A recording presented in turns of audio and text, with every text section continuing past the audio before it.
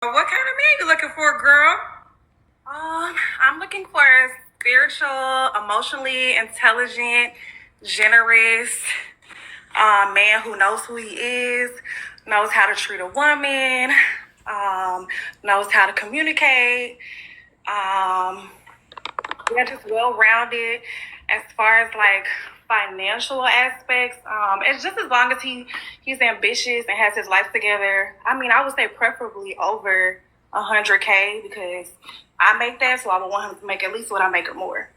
I was gonna say everything you said. It was like around money. It was like generous, ambitious, financially well-rounded. So I was gonna say, girl, is it a dollar amount? Because I feel like we talking about money, but in the most different adjectives you can think of. Last time a man came up to me and wanted to get to know me or exchange numbers. And it's been a long time.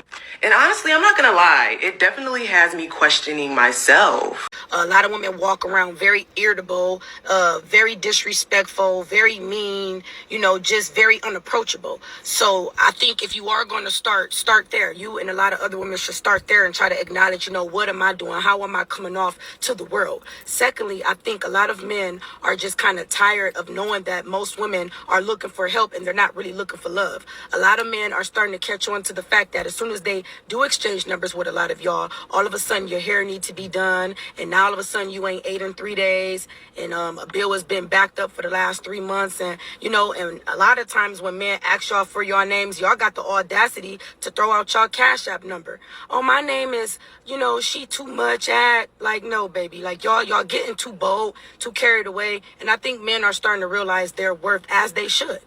Men don't always deserve to be treated and disrespected for no reason. It's like, can y'all imagine walking up to a man and, trying to get to know him, and he instantly just, no, would you leave me alone? And, like, it's the attitude, it's the mannerisms, it's the energy that a lot of y'all come with. Could you imagine approaching somebody that you don't know that may look interesting to where you want to get to know them, and that's the energy that he gives you? Like, y'all would be like, whoa. And after coming into so many women who walk around like that, why wouldn't y'all think that they would just be like, never mind, just forget it?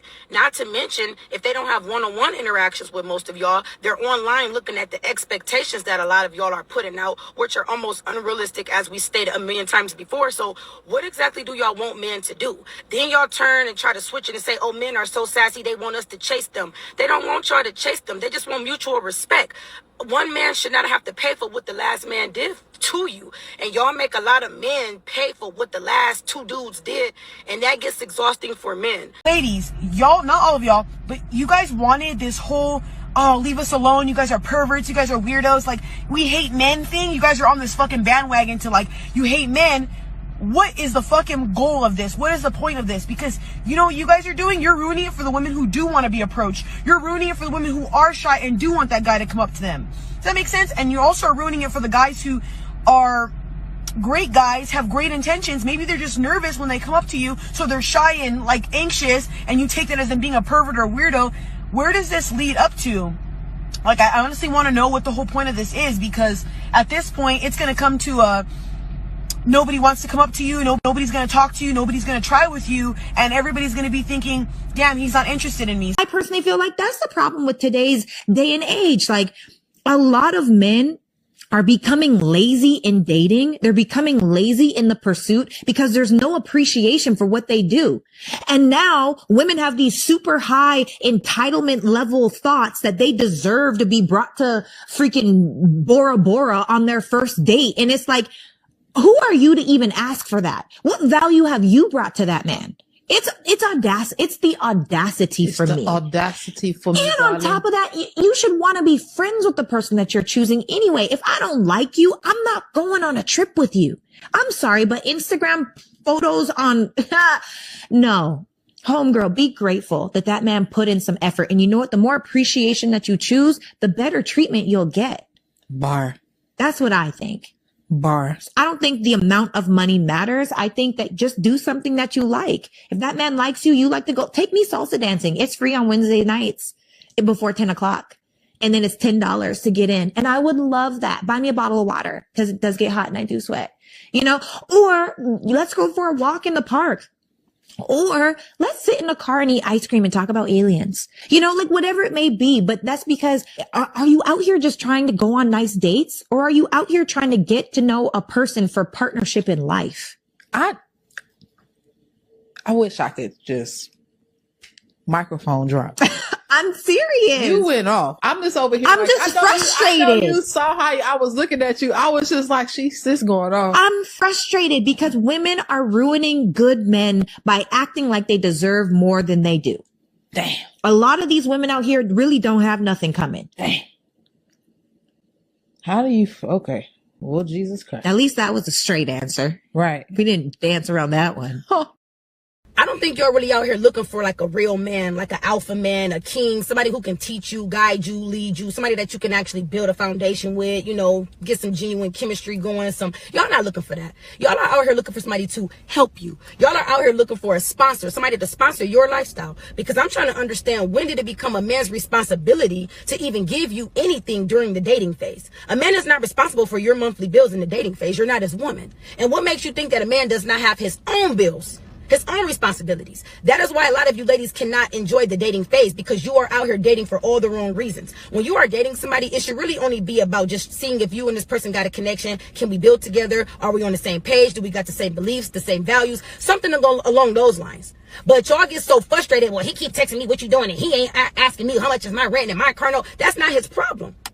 A real man is not getting ready to lead with his money. Only an insecure man lead with his money. There is some man that will give you money in the first couple of months, but that's a man that don't know himself. A man that knows himself, he's going to find out a turnoff that you're even asking him for money.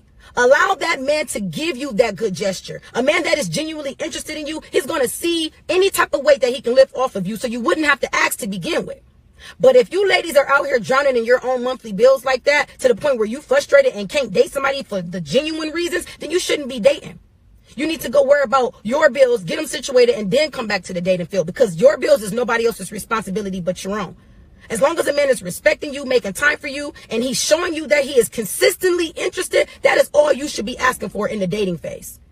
Y'all got to stop this. Y'all begging way too much. That's dry begging. That's what that is. Black women cannot, shall not, should not expect a black man to be able to provide them with the same type of a lifestyle that a Caucasian can provide for the white female, because the Caucasian benefits from white privilege. The black man suffers from white racism. A black man has to work twice as hard to get half as much. So although I can appreciate the financial equity, but if you are a doctor, a lawyer, an engineer as an African woman in Australia or America or the UK or Toronto or Johannesburg, looking for a black man who has financial equity with your type of career success, that's going to be difficult. You might got to tone it down a little bit. What I find as a therapist who works with couples, too often black women prioritize a man's income over his masculinity. He's willing to help with those children. He will nurture you, look out for you, but he might not be able to put you in a Mercedes. And I've seen black women turn down good men because he didn't have the economics, but he had everything else. Sisters need to be careful not to fall into this European narrative of judging men primarily by how much they make.